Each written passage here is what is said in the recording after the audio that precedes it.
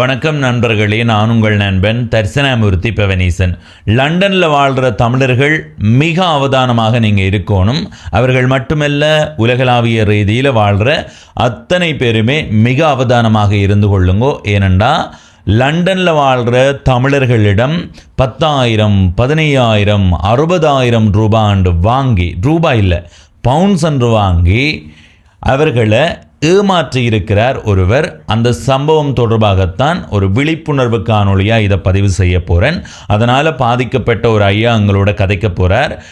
எனவே உங்களுடைய வாழ்க்கையில் நீங்கள் செலவழிக்கிற பணம் உங்களுக்காகவோ அல்லது ஏதோ ஒரு வகையில் துன்பப்படுறவர்களுக்கு கொடுக்கிறதாகவோ கல்விக்காக கொடுக்கிறதுக்காகவோ செலவழித்து கொள்ளுங்கோ.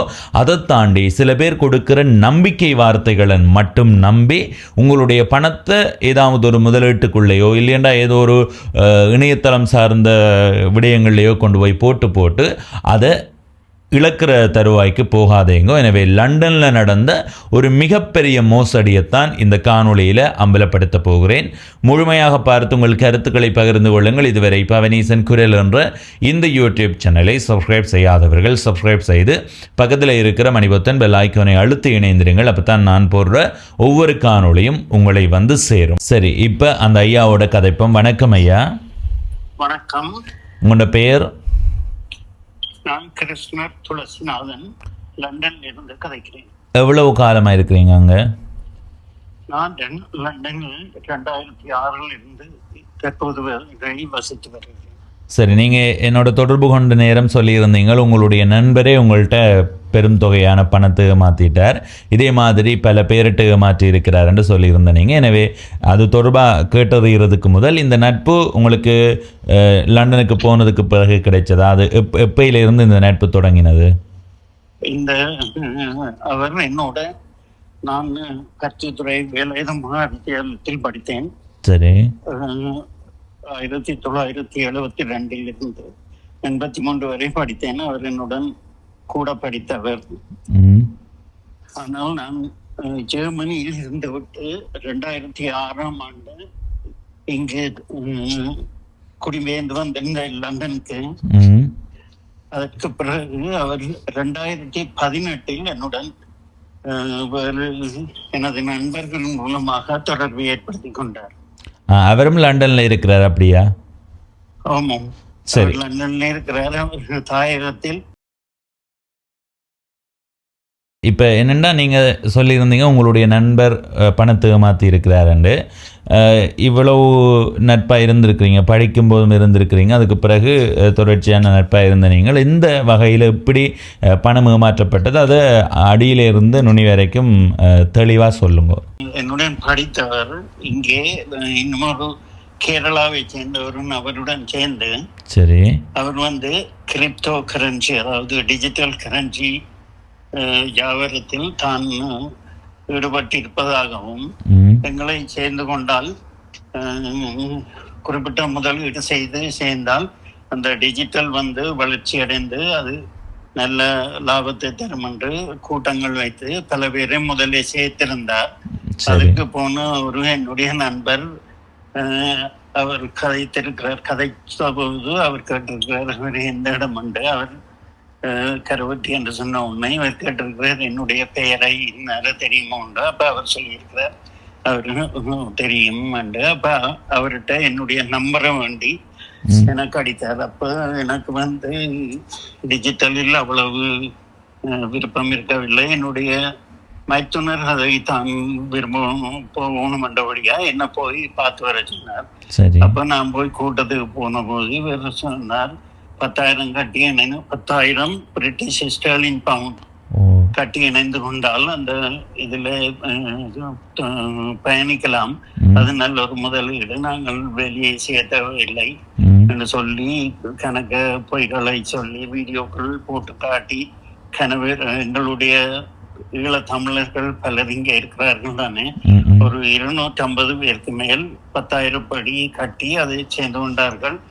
இந்திய ஆக்களும் இணைந்து கொண்டார்கள். எங்களுடைய மற்ற மாற்றினத்தவர்களும் சிலர் இணைந்து கொண்டிருந்தார்கள். அப்ப இவருடன் படித்தவர் என்றபடியும் அந்த இதால சரி என்று நான் அந்த கூட்டங்களுக்கு போக அவர் தானே என்னை பதிவு செய்து போட்டு தான் பதிவு செய்து விட்டேன், பிரச்சனை இல்லை, நீ இது 10,000 போடுன்னு சொல்லி நான் போட்டு போய் கொண்டிருக்கும் போது இடையில போகைக்கு எங்களுக்கு அவருடைய இந்த பொய்கள் வெளிச்சத்துக்கு வர ஆரம்பித்து விட்டது. அவர்களுக்கு நல்ல சான்றாக அந்த இடையில வந்து கொரோனா வந்து இந்த கூட்டங்கள் நடத்தி எல்லாம் போயிட்டது. சரி. அது பிறகு அவன் ஓபன் பண்ணின தளங்கள், அதாவது கிரிப்டோ தளங்கள் வந்து கம்ப்யூட்டர் மூலமாக நாங்கள் செய்யணும். அதுகள் அவை ஒரு பொய் ப்ரோக்ராம் செய்து அதால தான் அந்த பொய் பதிவுகளை போட்டு அதை பார்க்க உண்மை மாதிரியே ஓடிக்கொண்டிருக்கும். சரி. அதால என் பெயர் இணைந்தவை. அதுக்கு பிறகு அந்த கொரோனாக்கு பிறகு இதண்டா பிறகு நாங்கள் கேள்வி கேட்க தொடங்கின உடனே அவைய கூட்டத்தையே நிப்பாட்டி அவர் தன்னுடைய வீட்டையும் மாற்றி அதுக்கு பிறகு அவர் தனக்கும் இதுக்கும் தொடர்பில்லாத அந்த விடயத்தை கொண்டு போக விழிக்கிட்டார். அதால ஒரு முறை போய் வேறொரு நண்பர் அவர் 2-3 பேர் போய் அவரை கேட்டு பிரச்சனைப்பட்டு அவருடைய வீட்டுக்கு அடிச்சு உடைச்ச உடனே அவர் வீட்டை மாற்றி இப்போ ஒழித்துத்தான் இருக்கிறார். தற்போது அவர் வந்து தாயகத்தில் வந்து நெல்லண்டையில் இருக்கிறார். இந்த பழைய நண்பர்கள் தெரிந்தார்கள் மூலமாக கூட்டம் வைத்து அங்கேயும் இதே மாதிரி ஏமாற்று வேலையை செய்து கொண்டு வருவதற்கு முயற்சிகள் நடப்பதாக எங்களுக்கு நண்பர்கள் மூலம் அறிய கிடைத்திருக்கிறது. அப்ப தாயகத்துல வேற கிரிப்டோ தளங்களும் நடந்து அது ஏமாற்று வேலையில் நடந்து நியாயமான மத உறவுகள் ஏமாற்றப்பட்டதாக எங்களுக்கு தகவல்கள் கிடைத்திருக்கிறது.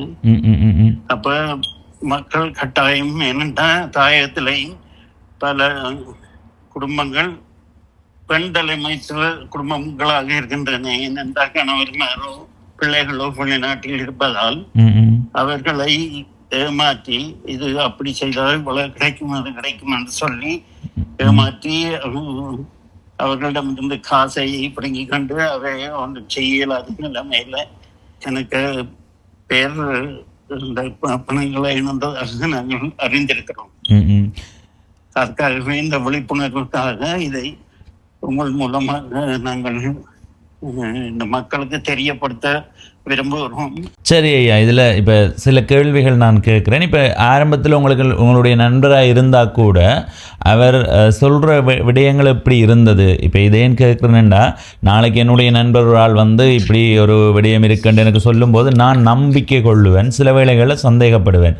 நீங்கள் ஆரம்பத்தில் ஒரு விடயம் கூட சந்தேகப்படுற மாதிரியான சூழல்ல இல்லையா?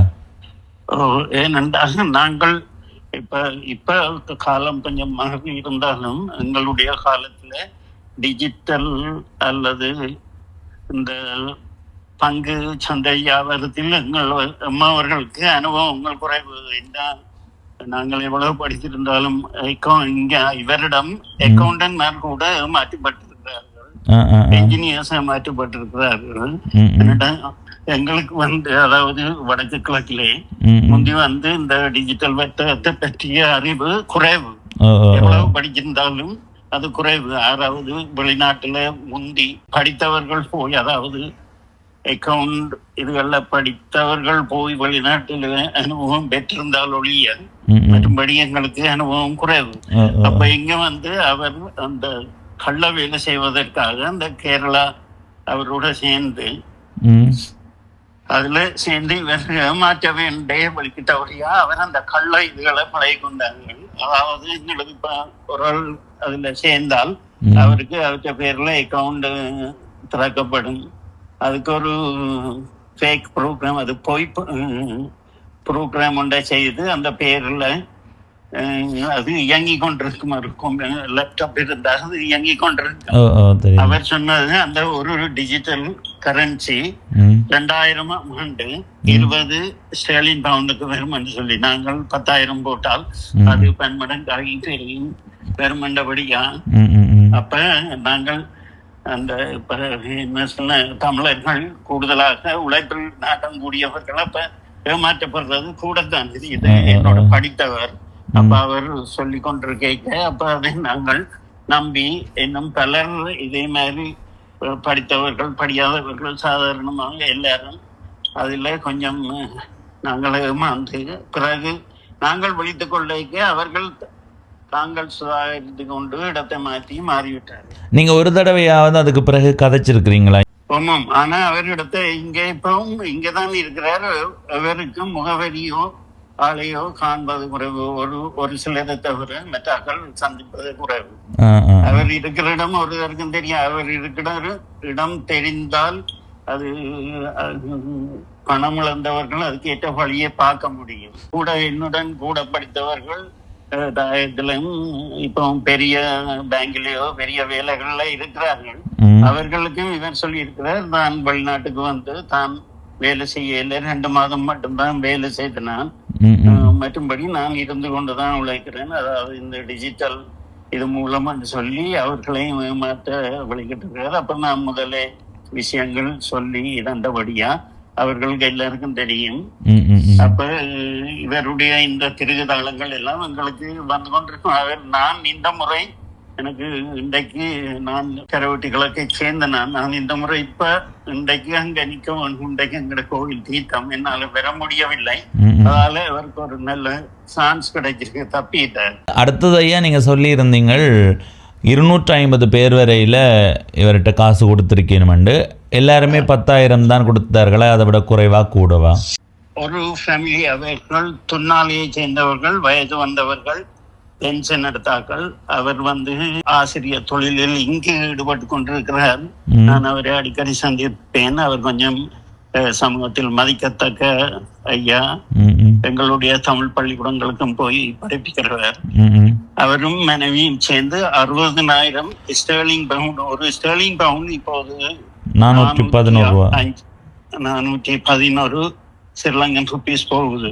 கிட்டத்தட்ட இந்த 250 பேரும் ஆக குறைந்தது 20 million sterling pound, British pound நாங்கள் செலுத்தியிருப்போம். ஏனென்றா முந்தி சேர்ந்தவைக்கு கொஞ்சம் குறைவு, பிறகு சேர்ந்தவர்களுக்கு அண்ணளவா ஐயா. ஏறத்தாழ 10,000 படி பார்த்தாலே 2.5 மில்லியன், அதாவது 25 லட்சம் ஸ்டேர்லிங் பவுண்ட்ஸ் வந்து அவர்கிட்ட கொடுக்கட்டு இருக்கு.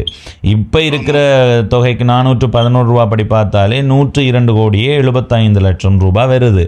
அப்போ இதை மீட்கிறதுக்கு இப்போ தனியொரு நபர் இதை கொண்டு போக இதை ஒட்டுமொத்தமாக எல்லாரும் சேர்ந்து அங்கே லண்டனில் ஏதாவது முறைப்பாடு செய்தனீங்களா? அதை செய்கிறதுக்கான சாத்தியம் இருக்கா? இதுக்குள்ளே போகிறது மக்களுக்கு எந்த வகையில் பாதிப்பாக இருக்குமன்றதை சொன்னீங்கன்னா அது எதிர்காலத்தில் அவர்களுக்கு பயனுள்ளதாக இருக்கும். யூரோப்பியன் ஒரு லோயர் கவுன்சிலில் இருந்து எங்களுக்கு தொடர்பு நான் எடுத்து ஏற்படுத்தி இருக்கிறேன். அவர் எல்லா ஆதாரங்களும், அதாவது நான் கூட பேங்க் அலைவைக்கு தேவன் இருக்கிறேன் அந்த குறிப்பிட்ட நபருக்கு, அவருடைய அக்கௌண்ட்டுக்கு அந்த துண்டுகள் எல்லாம் எடுத்து கொடுத்திருக்கிறேன். அவர்கள் தாங்கள் இந்த இதை ப்ரோசஸ் பண்ணி அந்த காசை நாங்கள் திருப்பி எடுப்போம்னு சொல்லி இது அந்த நடத்திய முதல் பொறுப்பாளர் வந்து கேரளாவை சேர்ந்தவர். அவர் கூடுதலான முதலீட்டை இந்தியாவில் செய்து விட்டார். உங்களுக்கு நான் அந்த படங்கள் அனுப்பி இருக்கிறேன். அவர் வந்து எங்கட காசுல ரோல்ஸ் ராய் காரும் வீடும் வேண்டி இங்க போன்மவுத் என்ற இடத்துல, லண்டன் இங்கிலாந்தில் போன்மவுத் என்ற இடத்துல பெரிய மாளிகை வேண்டி இதன் இருக்கிறார். இவர்களுக்கு கிடைத்த இது வியருக்கா ரோல்ஸ் ராயில ஏற்றி கொண்டு ஒரு ரவுண்ட் அடிச்சு போட்டு கொண்டு வந்து ரக்கி விட்டதுதான் இவைக்கு. எங்களுடைய தமிழத்தை காசு இவ்வளவு காசை இவர் அங்கே வேண்டிய அவருக்கு பார்த்துட்டு தானும் எடுத்து இவருக்கு பெருசா அவ்வளவு காசு வந்துடாது. சில வேளைகள்ல அவரும் ஏமாற்றப்பட்டிருக்கலாம், இல்ல அது அறிஞ்சனீங்களா? இல்ல அவர் ஏமாற்றப்பட்டிருக்கல. அவர்கிட்ட கணக்கு வழக்கெல்லாம் உங்களுக்கு கூட்டத்துல காட்டி கொண்டிருப்பார். இவ்வளவு தனக்கு வந்தது, இவ்வளவு தான் இதன்றிருக்கிறேன் என்று சொல்லி. இப்ப சொல்லலாம் சும்மா ஏமாற்றுவதற்காக நானும் பார்த்து போட்டு போட்டேன்னு எனக்கு தெரியாண்டா. எனக்கு தெரியாம இப்ப நான் ஒரு டிஜிட்டல் செய்யறேன்டா, நீங்க தாயத்துல இருக்கிறீங்க, டெலிபோன்ல செய்யறேன்டாலும் நான் எனக்கு தெரியாம உங்களை அறிமுகப்படுத்த இல்லாது. இதே மாதிரி மந்தியை சேர்ந்த இன்னொருவரும் வேறு ஒரு இதால தாயகத்தில் உள்ள கன பேரை மாற்றி அவையில் பணத்தை இழந்திருக்கணும். எனக்கு தெரியும், மானிப்பாயில் உள்ள ஒரு நகைக்கடை உரிமையாளர் அவர் தன்னுடைய காசில் நகையை விற்று லட்சக்கணக்கில் ஸ்ரீலங்கா காசு அவருக்கு பே பண்ணி அவை இப்ப எல்லாம் மூடி போட்டு ஒழிச்சிட்டு. இப்படி தமிழருக்கு துரோகம் செய்கிற தமிழர்கள் வெளிநாட்டுல இப்ப கூட. இங்கே ஒரு பையன், அவர் பண்டத்திருப்பை சேர்ந்தவர், அவரை ஏமாற்றி அவர் வச்சிருந்த கடையையும் வித்து இந்த இதுல காசு போட்டவர். அவர் கூட மாற்றப்பட்டு போயிருக்காரு. என்னண்டா இப்ப நீங்க சொல்லலாம் தெரியாமையன்னு போட்டீங்கன்னு சொல்லி, அது இப்ப சொல்லிக்க ஒரு ஈஸியா இருக்கும். நாங்கள் எங்கட தமிழர்கள் பொதுவாக 100% 9% இங்கேயும் குடிச்சு அழிஞ்சு சத்து கொண்டிருக்கிறாங்க. அப்படியும் இருக்கணும். ஆனா 90% ஆனாக்கள் வந்து உழைத்து குடும்பம், தன்னுடைய குடும்பம், தாய் தந்தையர், மாமா மாமி, ஊர், தாய் உறவுகளுக்கான உதவி எல்லாம் செய்து கொண்டிருக்காங்க.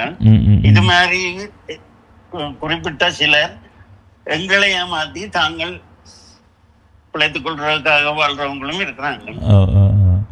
என்னண்டாயா, இது 2018ஆம் ஆண்டு நடந்த சம்பவம் அப்படியா? உங்களுக்கு எப்ப தெரிய வந்தது? எங்களுக்கு ஒரு 2020-21 அது தெரிய வந்துடுது. இல்ல கொஞ்சம் நாங்கள் இந்த எங்களுக்கான இதுகளை கேட்க அப்படி வரும் இப்படி வரும் என்று சொல்லி பேக்காட்டி கொண்டு போய்க்கல தெரிய வந்துடுது. அவைக்கு ஒரு நல்ல சான்றா போயிட்டது என்னன்னா, இந்த கொரோனா வந்துடுது. அதுக்குள்ள கூட்டம் நடத்திலாம் போயிட்டு, கூட்டம் நடத்தி இருந்தா அவர்கள் ஒன்றும் இயலாது.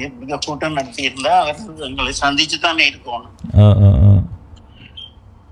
இப்ப அவர் ஒரு பிளாட்ஸ் வேண்டி அதுல ஒழித்திருக்கிற மனைவியும் அவரும் பிள்ளைகளுக்கு வீடு வாங்கி கொடுத்துட்டு அவர் இருக்கிறார். இப்படி அந்த நான் சொன்ன அந்த தம்பதிகள் ஆசிரியரும் பாய்க்கும் பென்ஷன் எடுத்தாக்கள் அவ இப்ப 70 வயதை தாண்டி இருப்பு நம்ம நினைக்கணும். அவ இப்ப ஒரு நடப்பினமாகத்தான் அதுகள் வாழ்ந்து கொண்டிருக்கிறார்கள். அவை தாயத்தில் துண்ணாலியை சேர்ந்தார்கள். அப்ப 70 வயதுக்கு மேல இப்படி உழைக்கல அந்த ஆசிரியர் நான் பார்ப்பேன்.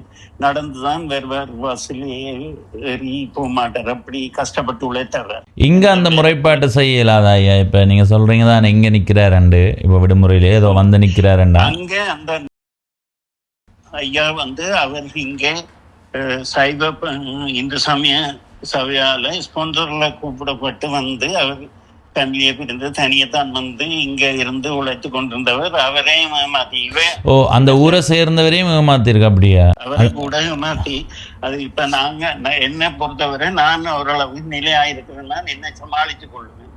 அவர் ஸ்பான்சர்ல வந்தவர். அவர்கிட்ட அந்த காசையும் விடுத்தா அவர் கடைசியாக வருங்கையோடானே திரும்பி போகணும். அப்படி ஏமாத்தி பிழைக்கிற ஆட்கள் இல்லை. இப்படி இருக்குண்ணா. சரி ஐயா, சரி, நன்றி. நான் இதை முடிந்த அளவு நீங்கள் உங்களோட வேண்டுகோளுக்கு நாங்கள் விழிப்புணர்வாக பதிவு செய்து விடுறேன். நான் வெகு விரைவில் இவருடைய பெயர் இதுகள், இவருடைய இந்த தில்லாலங்கடி வேலைகள் எல்லாம் நான் இதை ஊடகத்திலும் இதிலும் வழிகொள்வதற்கான முயற்சியை நான் செய்வேன். ஏனென்றால் அந்த யூரோப்பியன் கோட்டாலே எங்களுக்கு சொல்லி இருக்கு. தாங்கள் இது முக்கியமாக அது தாங்கள் இதுக்கான பிரச்சனையை செய்தாகன்னு சொல்லி. சரி சரி. அப்ப இவர் என்னண்டா இங்க ஒரு இதுண்டா ஒரு ஆள்கிட்ட காசை கொடுத்தால் நாங்க அது வேண்டி எடுக்கிறேன்டா பெரிய சட்ட பிரச்சனைகள் கூட அதுக்கான ஆதாரம் அது மற்றது டிஜிட்டல் என்பது ஒரு சாஃப்ட்வேர். அதாவது என்ன பேப்பரோ ஒன்றும் இல்லை, அது கம்ப்யூட்டர் பதிவை மட்டும் வச்சு கொண்டு நடக்கிறது. அப்ப அதில் அதை அழிச்சிட்டு இருந்தா நாங்க அதை எடுக்கிறது கொஞ்சம் கஷ்டம். ஆனா நாங்க இவைக்கு பேங்கால பே பண்ணின இதுகள் இருக்க அதை வச்சுத்தான் பாதாட்டணும். பலர் அப்படியும் கொடுத்தவன் இப்போது பேசாம இருக்கணும். இதுகள் வெளிச்சத்துக்கு வரைக்க அவன் அந்த கோர்ட் இதுகளுக்கு கூப்பிடைக்க அவன் அதை கொண்டு கொடுத்தா எங்களுடைய காசுகள் திரும்ப பெற்றுக் கொள்ளலாம். சரி ஐயா, சரி, நன்றி. நன்றி உங்களுக்கும் உங்கள் இந்த யூடியூப் தளத்துக்கும் இந்த விடயத்தை எங்கள் தாயக மக்களுக்கும் விழிப்புணர்ச்சி ஏற்படுத்தி பணத்தை இழக்காமல் இருப்பதற்கு முயற்சி செய்வதற்கு உங்களுக்கு எங்கள் சார்பில் மிகுந்த நன்றி தான். நன்றி, வணக்கம். சரி ஐயா, சரி சரி சரி. இதில் நாங்கள் இலங்கை காசுக்கு பார்க்குறதுண்டா 102 கோடி ரூபாவுக்கும் மேலே 250 பேர் அன்னளவாக 10,000 லண்டன் காசு, அதாவது பவுண்ட்ஸில் பார்க்கலாம். அப்போ நீங்கள் கூட்டி பெருக்கி பாருங்கோ, அந்த தொகை வந்து நிற்கும். எனவே இதில் பிரதான நபராக செயற்பட்டிருக்கிறவர் கேரளாவை சேர்ந்தவர். அவருக்கு துணையாக இருந்தவர் அல்லது இவர் அவர்கிட்ட ஏமாற்றப்பட்டாரா, இல்லை என்றால் இவரும் சேர்ந்து அவரோட தமிழ் மக்கள் ஏமாற்றி இருக்கிறார்களா என்றது எங்களுக்கு தெரியலை. ஆனாலும் இந்த காணொலியை நான் பதிவு செய்கிறதுக்கு காரணம், இந்த ஐயா என்னோட தொடர்ச்சியாக தொடர்பு கொண்டு தம்பி இதை நிச்சயமாக பதிவு செய்யணும் என்றதை ஒரு வேண்டுகோளாக முன்வைத்திருந்தார். அதற்கு காரணம், இங்கே வந்தும் இந்த மாதிரியான மோசடியை முன்னெடுக்கிறதுக்கான முயற்சியில் இருக்கிறதாகவும் சொல்லியிருக்கிறார். சில வேளைகளில் வேறு நாடுகளில் இருக்கிறவர்கள் கூட இப்படியான மோசடிகளுக்குள்ளே சிக்கிறதுக்கு வாய்ப்பு இருக்குது. எனவே நாங்கள் பொறுத்திருந்து பார்த்து நாங்கள் தெருவாரான்னு பார்த்து நாங்கள் எந்த ஒரு முயற்சியும் முன்னெடுப்பும் இல்லாததால் இதை தெரியப்படுத்தணும்னு சொல்லியிருக்கிறேன். முடிந்த அளவு மக்களுக்கு தெரியப்படுத்துங்கன்னு சொல்லியிருந்தார். அந்த அடிப்படையில் உங்களுக்கு தெரியப்படுத்தி இருக்கிறேன். எதிர்காலத்தில் இவ்வாறு உங்களுடைய உறவினராக இருக்கலாம், நண்பராக இருக்கலாம், தெரிந்தவராக இருக்கலாம், தெரியாதவராக இருக்கலாம், அரசியலில் முக்கிய நிலையில் இருக்கிறவராக இருக்கலாம், ஏதோ ஒரு முக்கியமான பணி செய்கிறவராக இருக்கலாம். அவர்கள் சொல்லும்போது எங்களுக்கு ஒரு விதமான நம்பிக்கை வரும். அடடா, அது பவனீசன் சொன்னால் சரியாகத்தான் இருக்கும், பவனீசன் நல்ல பிள்ளை என்ற எண்ணத்தோட உங்களுடைய பணத்தை எந்த விதமான உத்தரவாதமும் இல்லாமல் என்னட்ட கூட நீங்கள் கொடுக்கக்கூடாது, தரக்கூடாது. அதுதான் உங்களுக்கு எதிர்காலத்தில் நல்லதாக இருக்கும். பாருங்கோ, நண்பர்களாக இருந்திருக்கிறார்கள். நண்பர்களுடைய பணத்தை நண்பர் மோசடி செய்து கொண்டு போட்டார். எனவே 102 கோடி ரூபாய் ஏமாற்றப்பட்டிருப்பது என்பது உண்மையிலே அதிருப்தியாகவும் அதிர்ச்சியாகவுமே இருக்குது. முடிந்த அளவு விழிப்புணர்வாக எடுத்துக்கொள்ளுங்கள், உங்களுடைய நண்பர்களோடு பகிர்ந்து கொள்ளுங்கள். இதுவரை பவனீசன் குரல் என்ற இந்த யூடியூப் சேனலை சப்ஸ்கிரைப் செய்யாதவர்கள் சப்ஸ்கிரைப் செய்து பக்கத்தில் இருக்கிற மணிபத்தன் பெல் ஐக்கானை அழுத்தி இணைந்திருங்கள். அப்போ தான் நான் போடுற ஒவ்வொரு காணொளியும் உங்களை வந்து சேரும். நன்றி, வணக்கம்.